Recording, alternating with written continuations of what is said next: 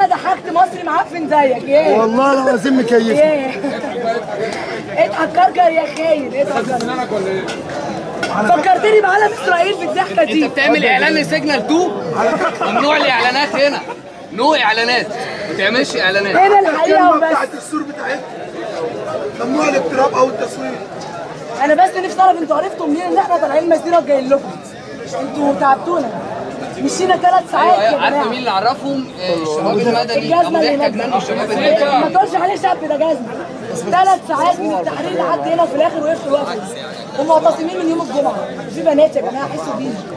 حسوا بينا عايزين نروح. الناس دي مش هتمشي لما المشير يتعدم على فكره. يعني هتفرحوا لما راقب المشير ده واديله رصاصه في عينه.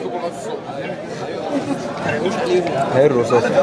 لا احنا بنتريق على الاثنين الخونه اللي كانوا وسطنا. عارف ان انت دي اول كانوا وسطنا بس برضه دلوقتي. احنا معقولين 5 متر امبارح وانا كنت بضرب بشمر وبضرب وسط البلطجيه 5 متر افرحوا بيا بقى. النار الناحيه الثانيه